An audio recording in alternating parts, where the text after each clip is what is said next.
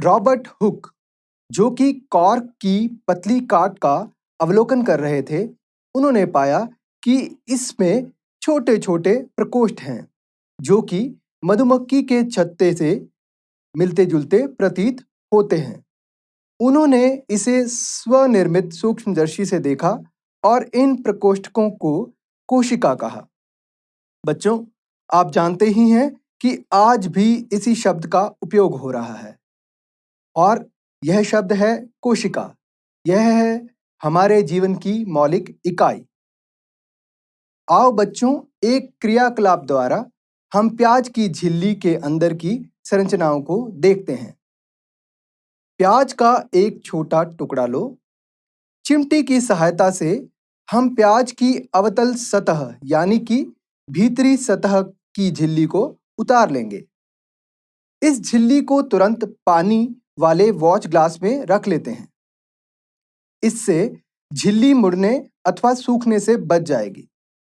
अब कांच की एक स्लाइड लें। इस पर पानी की एक बूंद डालें।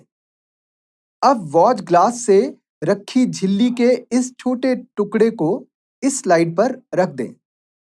यह ध्यान रखें कि झिल्ली बिल्कुल सीधी हो। अब इस पर एक बूंद सैफरन की डालें और इसे कवर स्लिप से ढक दें। कवर स्लिप को सुई की सहायता से इस प्रकार रखें जिससे कि इसमें वायु के बुलबुले न जाएं। यह प्याज की झिल्ली की अस्थायी स्लाइड बनी है, जिसे हम सूक्ष्मदर्शी की सहायता से देखेंगे। आप प्याज की झिल्ली में कोशिकाओं को देख पा रहे हैं।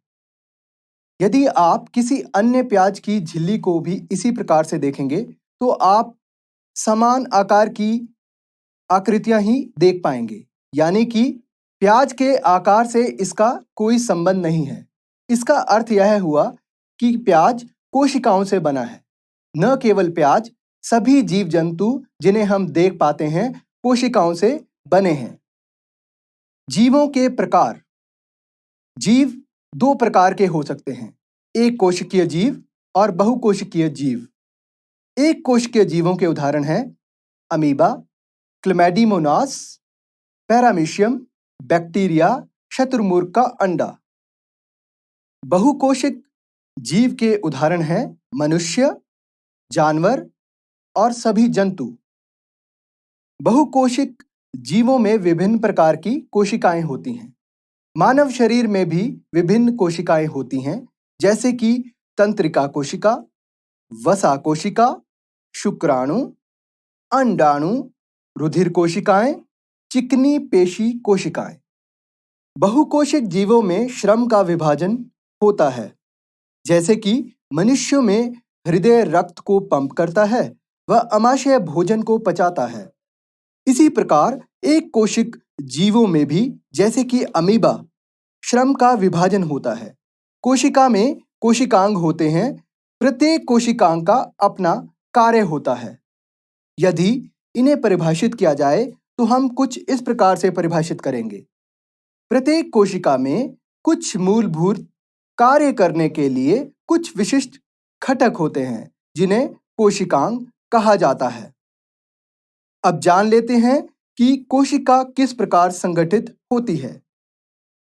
सूक्ष्मदर्शी के द्वारा देखने से हमें प्रत्येक कोशिकाओं के 3 भाग दिखाई देंगे: प्लाज्मा झिल्ली, केंद्रक और कोशिका द्रव्य।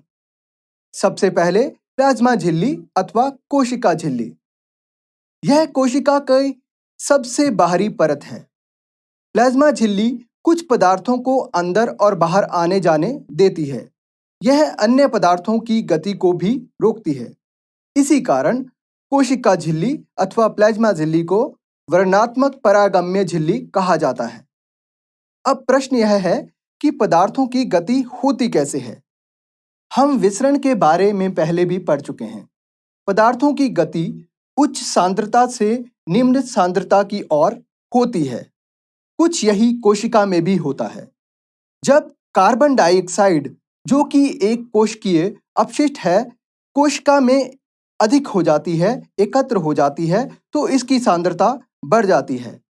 यह सांद्रता कोशिका के बाहर कार्बन डाइऑक्साइड की सांद्रता से अधिक हो जाती है और कार्बन डाइऑक्साइड विसरण द्वारा कोशिका से बाहर चली जाती है।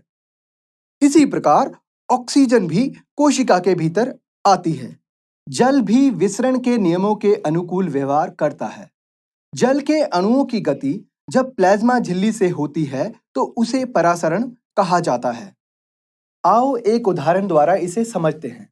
बच्चों, अंडे का बाहरी कवच कैल्शियम कार्बोनेट का बना होता है। यह कवच या परत परासरण नहीं होने देता। बाहरी सख्त परत को हाइड्रोक्लोरिक अम्ल के पतले विलयन में रखकर उतार लेते हैं। अब अंडे को शुद्ध यानी साफ जल में डालकर सारी रात्रि के लिए रख देते हैं। अब हम देख पा रहे हैं कि अंडा फूल गया है। अब इस फूले हुए अंडे को नमक के सांद्रित घोल में रखें।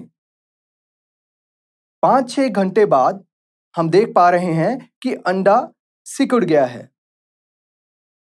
अब हम दोबारा इस सिकड़े हुए अंडे को पानी में डाल देते हैं।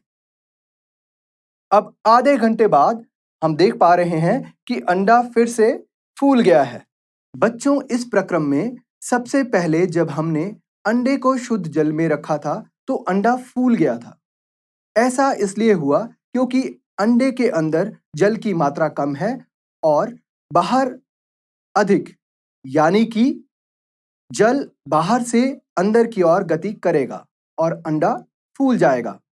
दूसरी स्थिति में अंडे को नमक के सांद्रित विलयन में रखा गया। अब जल की मात्रा अंडे के भीतर बाहर की अपेक्षा अधिक है। जल अंडे से बाहर की ओर गति करेगा और अंडा सिकुड़ जाएगा और अंत में फिर पानी में डालने पर अंडा फूल जाएगा। यदि अंडे को ऐसे विलयन में रखते हैं कि जिसमें जल की मात्रा अंदर और बाहर समान होती तो न अंडा फूलता और न सिकुड़ता। तो इस प्रकार यदि किसी कोशिका को विलयन में रखा जाए तो 3 प्रकार के विलयन हो सकते हैं। सबसे पहले अल्प परासरण दाबी विलयन, अर्थात जब कोशिका के भीतर जल की मात्रा कम है। दूसरा प्रकार का विलयन हो सकता है समपरासरी दाबी विलयन, जब कोशिका के भीतर व बाहर जल की मात्रा बराबर है। अति परासरण दाबी विलयन, जब कोशिका के भीतर जल की मात्रा बाहर की अपेक्षा अधिक है। कोशिका के जीवन में विसरण जल और गैसों के आदान प्रदान में महत्वपूर्ण भूमिका निभाता है। कोशिका झिल्ली लचीली होती है और इसका लचीलापन एक कोशिकीय जीवों में कोशिका के बाहरी पर्यावरण से भोजन व अन्य पदार्थ ग्रहण करने में सहायता करता है। इस प्रक्रिया को एंडोसाइटोसिस कहते हैं। इसका उदाहरण है अमीबा। पादप कोशिकाओं में प्लाज्मा झिल्ली के अतिरिक्त कोशिका भित्ति भी होती है। कोशिका भित्ति सेलुलोज की बनी होती है। सेलुलोज पौधों को संरचनात्मक दृढ़ता प्रदान करता है।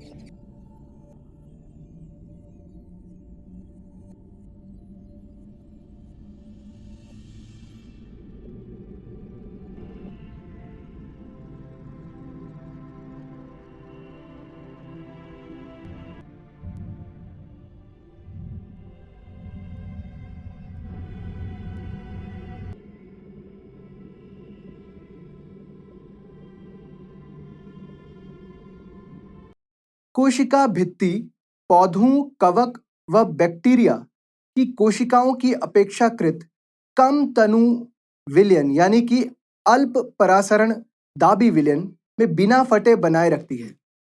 ऐसे माध्यम में कोशिका परासरण विधि द्वारा पानी लेती है और कोशिका फूल जाती है। कोशिका भित्ति के ऊपर दबाव डालने लगती है। कोशिका भित्ति भी फूली हुई कोशिका पर समान दबाव डालती है। कोशिका भित्ति के कारण पादप कोशिकाएं परिवर्तनीय माध्यम को जंतु कोशिका की अपेक्षा आसानी से सहन कर सकती हैं।